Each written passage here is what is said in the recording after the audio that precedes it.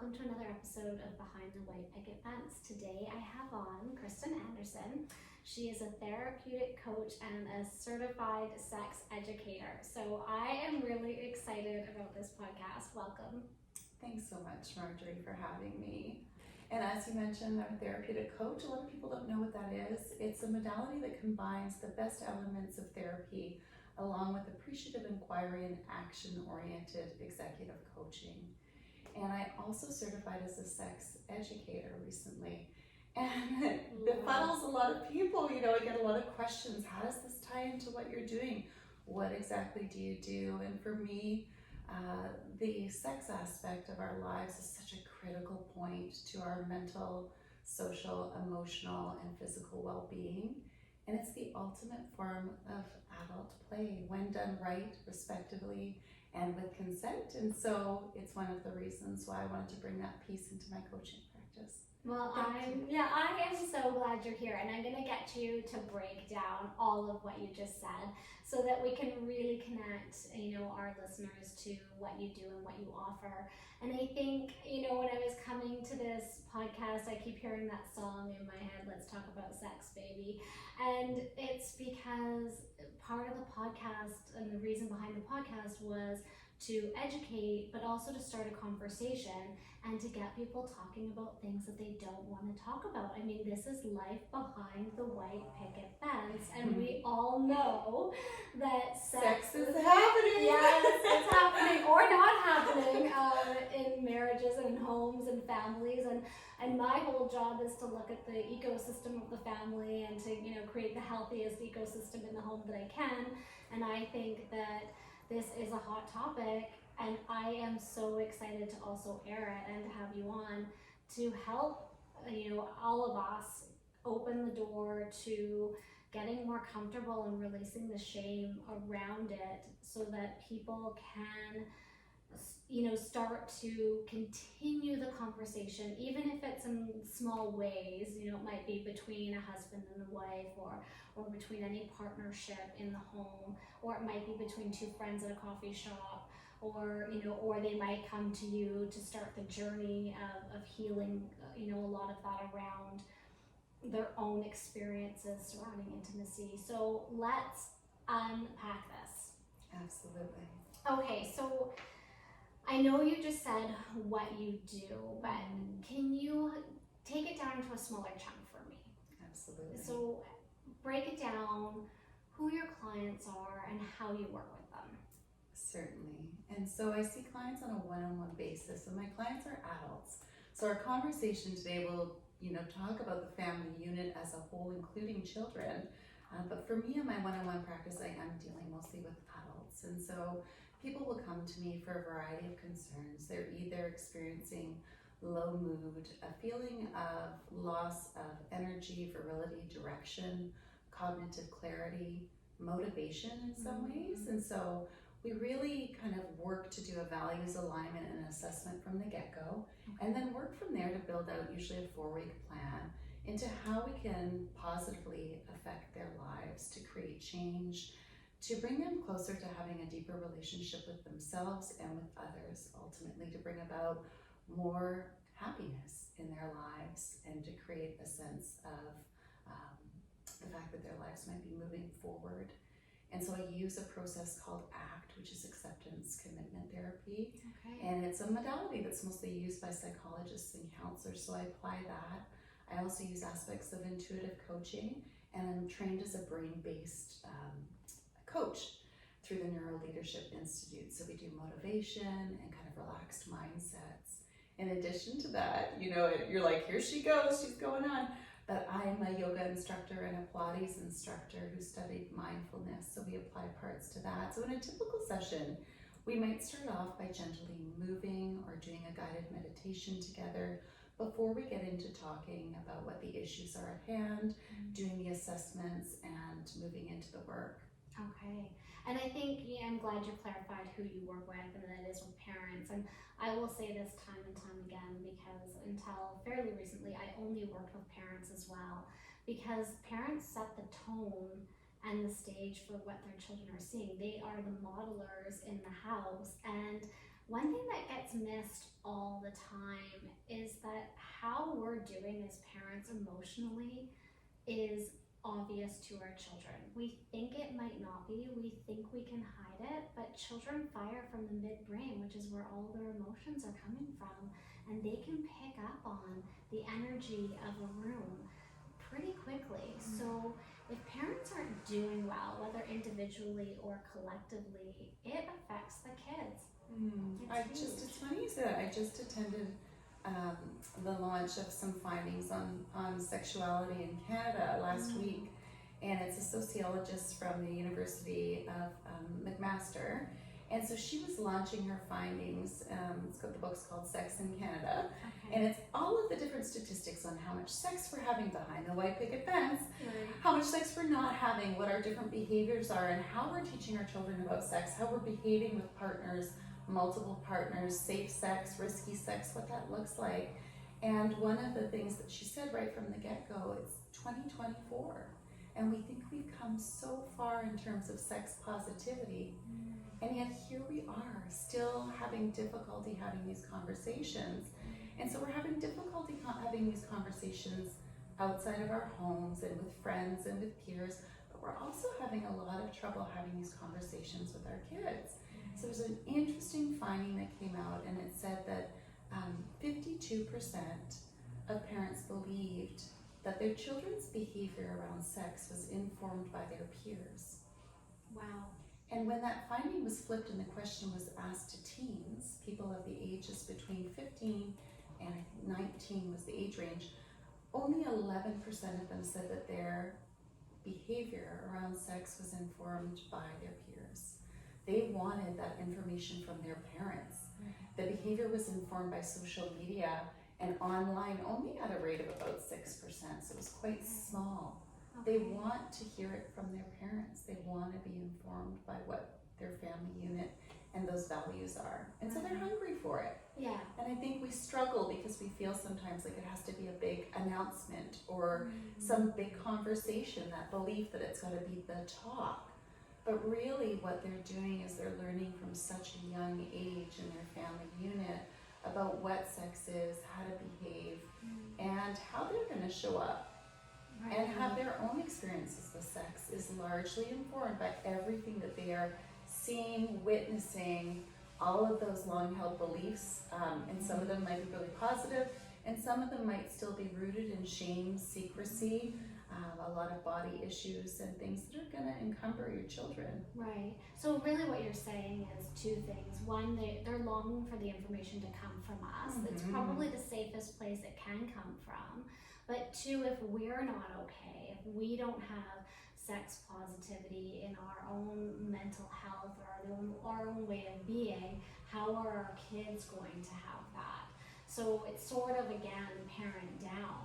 Absolutely. But talk to me about what the definition in your mind or from your research, not just your own personal definition, of what it means to have or kind of encompass sex positivity. I'm so glad you asked that question.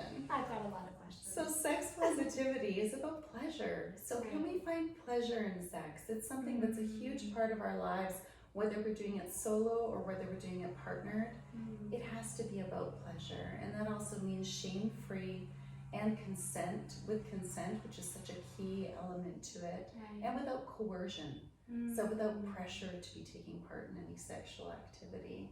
And so it has to be something, sexual health and wellness really encompasses the social, emotional, physical, and the rational parts that our sexuality bring into play in our bodies. Right. So talk to me, I know that you work with adults and not children, but we're both mothers. We both have 3 boys. Both of us have 3 boys. And I mean, I think that you hope, or I think I hoped that at the time, my husband, now my ex-husband, would talk to my children about sex. I don't know how much he has. I think that would be definitely, knowing him might feel uncomfortable. I could be making assumptions there, but I felt the need for a lot of it to come from me, and I wasn't afraid of it. I had no problem talking to them about it. But What do you think about parents talking to children about sex and intimacy and pleasure, and when should they start those conversations, and what do you think they should look like? So a lot of things that have gone into that question, so I'll start by unpacking it a little bit at a time. So you start the conversations with your kids. The conversation has to be appropriate to the age and the information that they can absorb, and so it can start as early as the toddler days with getting to know your own body and getting to know the parts of your body. I will say that for my own personal reason for getting into this work and the conversations that I had with my children were largely driven by my own upbringing. And so I had, on one hand, a mother who was from a family of 9, a very strong Catholic family, if you just know by the numbers. Birth control was not on the table in that family. So lots of children, and then 3 of her sisters in their teenage years had pregnancies. Wow. Okay. And those 3 sisters gave those kids up for adoption through the Catholic system. Okay. And so she was very adamant that she would teach us about the parts of our body at a very young age. And a funny story is, I showed up to dance class. I was a dancer when I was younger, and I was in my jazz class, and they had us do this swivel move. And if you ever danced when you were younger, hands on the hips, fingers pointing down. And according to the teacher who spoke to my mom afterwards, I broke into tears, and I said, I am not putting my hands on my labia. And I started crying. My mom had informed me so well about the parts of my body that I was really well informed. And then I had a father who was really deeply rooted in shame around the body. And when he and I were really close, so we did a lot of sports together. I was this little tom girl, and he knew how to relate to me in that way. And when I developed, he became very fearful. And so his approach was fear-based, and that informed shame, calling me out on outfits, telling me to go back up to my room, interrogating boys who came to the house to take me to the prom, and really blaming things that were happening outside of my control as I developed, such as the male gaze, on me. And so that brought me into a different place, and all I wanted to do was connect with them. So I think, as you mentioned, with your partner, 2 partners have to align in this conversation in order to bring about healthy conversations in the home. Right. So getting back to the beginning, it starts young. Right. You start by planting the seed at a level that's appropriate. Don't worry, the kids will guide the conversation. So every conversation that you have should start by planting the seeds. It should be situational in nature. So using the opportunities of walking around the house, coming out of the pool when they're younger. For me, I had 3 boys, and we unfortunately had a miscarriage in between the first 2 that was quite far along, so the boys got to see me pregnant 4 times. Wow. So those conversations were driven around what's happening to mommy's tummy, what's going on, and so I used those. And a couple of great resources. I brought some books with me today, and I think we'll put those in our link for social, but using those books as guides to kind of guide that early conversation around intimacy and how babies are made, so at a really young age. Fast forward to the age of 8, and we'd be in the car, and there would be an ad come on for condoms, and I would ask them a question, boys, what do you know about condoms? And then I would leave it open. They would let me know what they knew, and I would sort of explain, very basically answer the questions with, yes, condoms are for when you want to get close to someone and have that playtime as an adult, but you don't want to have a baby. Right. And then if they probed further, I would go deeper into the conversation. What that did was it really set me up to keep the conversation flowing in the older years. Yeah. So by planting those seeds in the younger years, you're opening the doorway to healthy conversations later on. Right. And just being comfortable talking about it at all would help open the door. I love what you said about asking them, what do you already know about this? Because you might find out, okay, what do you know, but B, where did you find out? It could give you some clues as to where that information came from. And then C, you could help them audit that information, because a lot of times we find out that what they have known to be true from, let's say, a friend, from a digital source, or the wrong source, not the wrong source, but going in a direction of getting information that might not be accurate, you can help translate for them as the parent. Absolutely, and that's a great segue to some of the most pertinent sex education information that we need to be aware of as parents these days, and it's porn. And so, to be really clear, porn is not a form of sex education. Right. It is a form of entertainment. The good, the bad, and the ugly, it's all on there, right? And it should come with its own rating system, but unfortunately when kids search for it online, or if it falls upon them just accidentally, it doesn't come with a rating system. No, And so I had that experience with the boys when they were younger. They got to high school first year, and the next thing you know, the boys are sharing porn back and forth. And so just managing that alone is difficult when you haven't had conversations that open the space to sex positivity in your home. Right. Lucky for us, when that came about and the conversation started happening, we were able to go a little bit deeper and talk about what that looked like. One of the things that's happening a lot with kids these days is we've lost that concept of a ladder in terms of the intimacy. And this is where parents have a really big role to play. I would say that the biggest role that parents have to play in the home goes beyond the idea of sex talks or sex relationships into the concept of intimacy. I'm so glad you brought that up, because as I was listening to you, that was my next question. How do we get past the act of sex, but going into the intimate nature of relationships, and what does that mean? And what does it mean to share yourself in that way with another human being? So how do you talk to your kids about that? Because I think that is so important. Actions speak louder than words, right? And what they're seeing every day from you and your partner in the home is the biggest form of communication they're getting about sex and intimacy. And so it's all of those things wrapped into consent, right? Permission to do things. And so when they see, let's say mom comes into the kitchen and she grabs dad's buns from behind, right, in the kitchen, and it's a forceful grab that may be welcome at different times in their relationship, or for whatever reason dad's just not feeling it right now. Right. There's the opportunity to be like, dad to turn around and say, oh my gosh, I love that you're touching me. Right now I'm in the middle of doing something important that I'm focused on. Let's save it for later. Right. And that's a great way to show your kids what it means to have autonomy over their bodies. Right. So witnessing little things like that, but also soft and gentle touches throughout the day, thoughtfulness, right?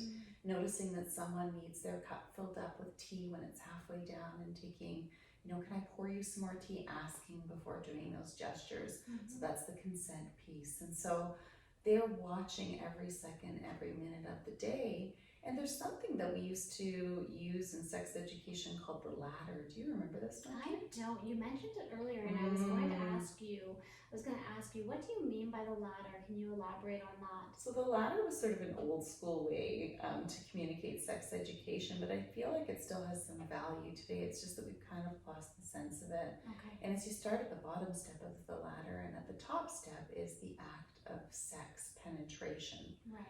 Whether it be vaginal or anal penetration at the very top of the ladder. But along the way, there are different ways that we can express our physical desire and intention and intimacy with someone. And so that could be hand holding, gentle tickling, it can be eye gazing, it can be whispering, it can be kisses on the neck. It can be any form of things, sharing your sweater with someone, interlacing your fingers when you're walking. And so the steps move up. And if you remember, there was like over the sweater touching, and then there was under the sweater. We would call it like first base, second base, and third base. You're familiar with that one. Are you not discussing You have bases? more of an analogy. Right. And unfortunately, when we leave sex education to the internet, what the kids are seeing right away is that it starts with kissing and then it moves right to anal penetration. Right. And you can see where that goes. And so the conversation that I've had around this is, if you do that to someone your age when you're just getting started and it moves that quickly, in my case, I'm dealing with heterosexuality, you're going to hurt him or her. Right. You're going to hurt them. And it's not how you want to warm things up, but that's the information, the absence of knowing about things like how to become intimate with someone, we're right off to the races. And so I think that's a pivotal role for parents to play in that conversation that can be modeled in the home and can also be talked about when you've had those conversations early on with your children. Right. So just basically don't knock it out of the park just yet. Yeah. You just want to get to first base. I mean, I think what you're saying is almost describing, because my next question would be, can you really define what it means, what intimacy means? And I think you just did. It was that ladder. It's that moving that slowly and developing that connection in a physical way, but also in an emotional way, so that everyone can feel safe if that's where you're going in that particular relationship. Trust, consent, right? Consideration, communication. Those are all pieces of intimacy. Right. Do you think our kids today know, or understand the weight of what it is like to be intimate with someone else? I feel like they sort of take it for granted, and they do run around the bases so quickly without thinking of what it means.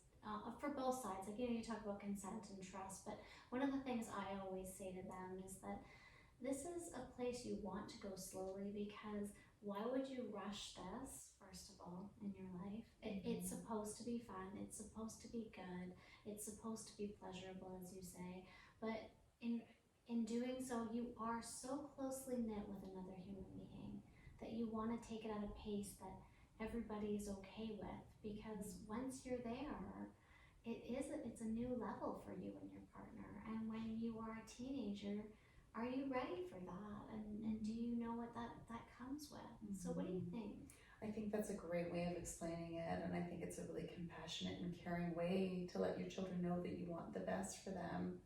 Ultimately, the best sex is mindful sex, and the research is now pointing to that. They've done MRIs of the brain during sexual activity that shows what happens when, just like we said, we take it slowly. Right. We concentrate and we focus. And so one of the ways perhaps to get through to the teenage brain is to emphasize the pleasure that can come when we talk about sex positivity, right?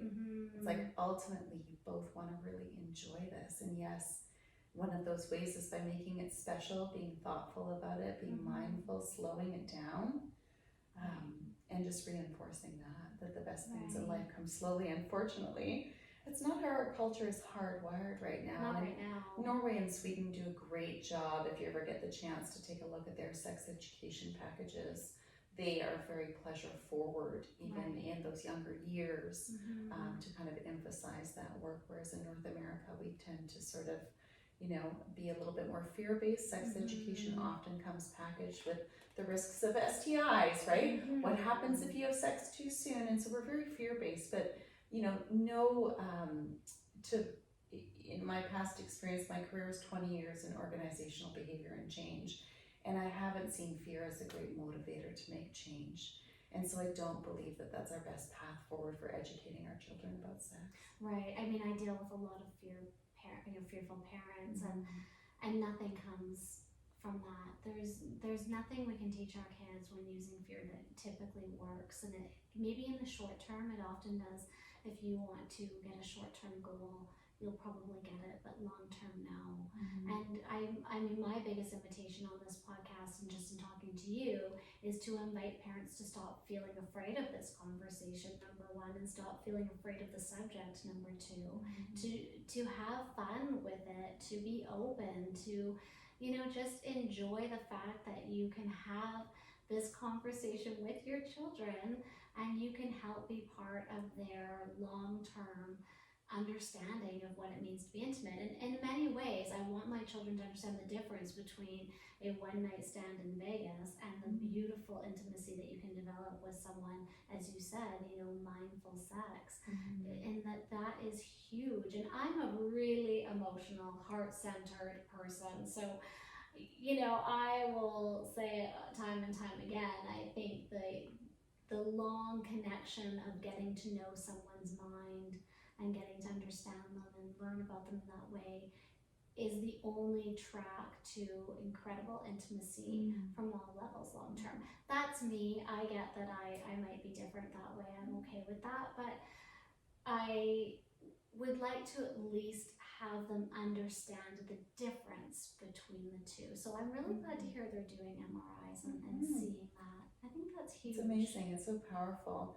And I think there's something to be said there. You just brought about a really important part too that I think we skimmed over. It's the idea of self-pleasure, right? Knowing what turns you on is so important. Right. Prioritizing that. We're really progressive in a lot of ways. I have girlfriends with teenage daughters. Again, I'm a mom of 3 boys who are out there shopping for vibrators with their daughters in their teen years. And so they are using the opportunity to kind of, empower their girls, and we can empower boys as well by encouraging them to have safe spaces to explore their own bodies first.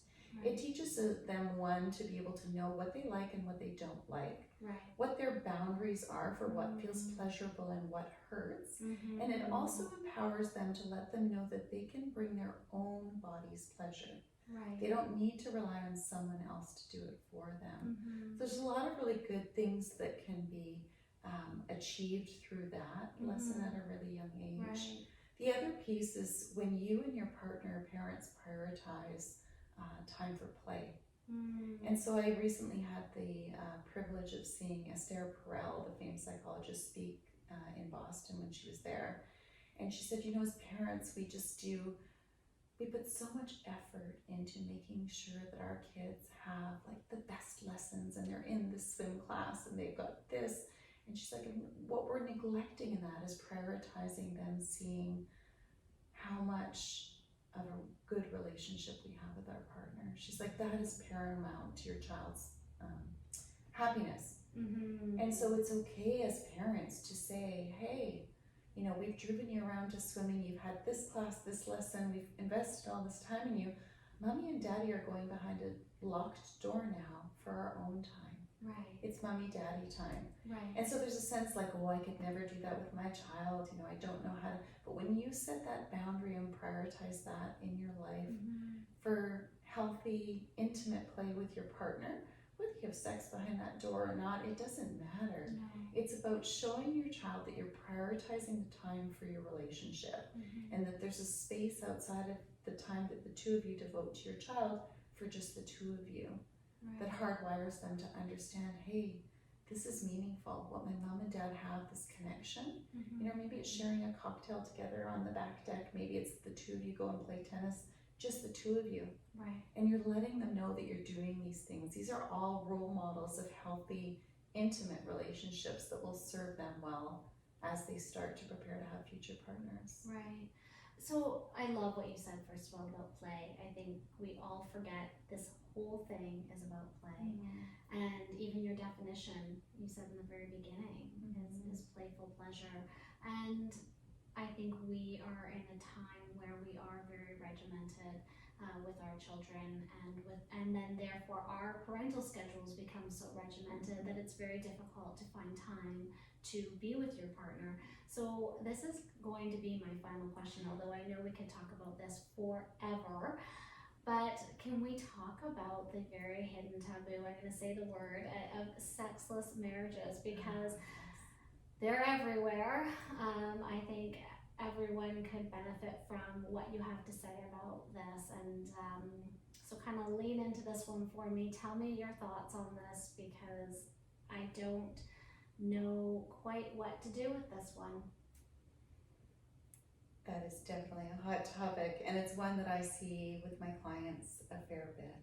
So there's a couple of things to unpack here. One is that your relationship with your partner when you have children needs to be maintained as the most important relationship, because without it, your family unit will fall apart. And so if you're prioritizing everything else beyond that relationship with your partner, and trust me, I get it, it's hard, it's not easier, and it becomes more complicated when you layer in kids, work, schedules, and all of the things that go along with maintaining a monogamous relationship for however many years you're going to stay married. It can get complicated, and so, but that needs to be the prioritization. In terms of the sexless marriage, it would be great if there were a cut and dry answer, and I could tell you exactly what you could do to correct that. I will say this, is that when you prepare to partner with someone, whether it's your first marriage or your second marriage, you need to have a conversation around what your expectations are for sex. And you need to make sure that you're aligned sexually and intimately. Come to an agreement about when sex is going to happen, how frequently it's going to happen. There's this belief that planned sex is boring sex. But if you think about it, before marriage in your college years, probably the most exciting thing was what you knew you were going to go on a date, right? And as a woman, you'd be preparing what kind of underwear you were going to wear. There was the promise that you might be having sex, right? And it was exciting to get ready for that. So planned sex is not boring sex. Right. So make sure that you're aligned in terms of what your expectations are as a couple for sex. Make sure that you plan for it frequently. The definition of a sexless marriage, we talked about this in the kitchen before, is heartbreaking. Right. According to the DSM, right, which is the psychological guidebook for sex, a sexless marriage is something, you know, a relationship with a partner where you haven't had sex for 3 months. Wow. Right? And that is happening frequently, but it has to continue, right? And that is the definition of a sexless marriage. So there are lots of different forms of intimacy, lots of different ways that we can satisfy intimacy in our lives.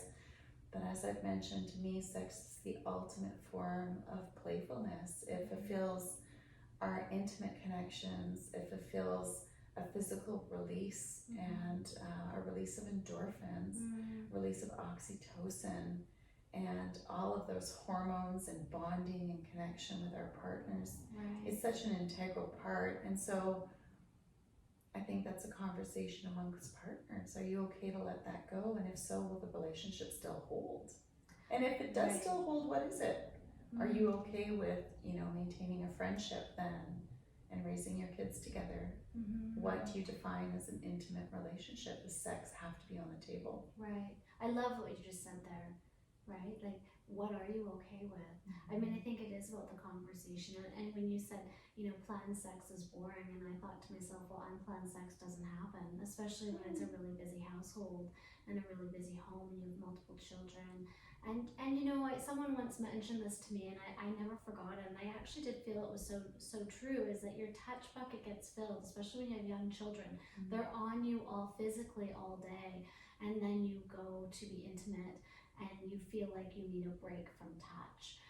And so one of the things I heard you say loud and clear, and I just want to repeat it because I think it's so important, is to actually plan this, to plan time away, to go away if you can for the weekend, to prioritize. This is probably the biggest one. And my mom said this to me and I didn't really believe her.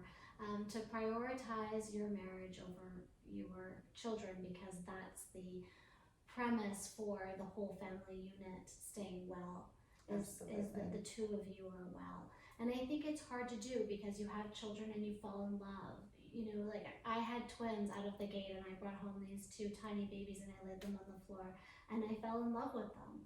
And still am to this day. I love raising, and obviously I have a 3rd boy now. I love raising my children and I love being a part of their lives. But along the way, it did become difficult to prioritize my marriage. It was hard. But one of the other things you said that I just want to highlight that I think is so important is the point that you, I know I've lost my train of thought, but I think it was just maybe even looping back to this, where you talk and communicate about what your definition is on this topic, because I don't think I did that, and I don't think that happened back to me either, but communication is so important. You know, I always say I have kind of 4 rules. It's I feel, I need, I'm going to listen to your 2 feels and needs, and then I'm going to get really curious to make sure I understood all of that. So those things are huge. Yeah, and the conversation around expectations of when you're going to have sex or how frequently doesn't just have to happen at the beginning of your coupledom, which I mentioned, but it can happen if you can break through and have that tough conversation, you know, in a non-volatile, probably not in a moment where you're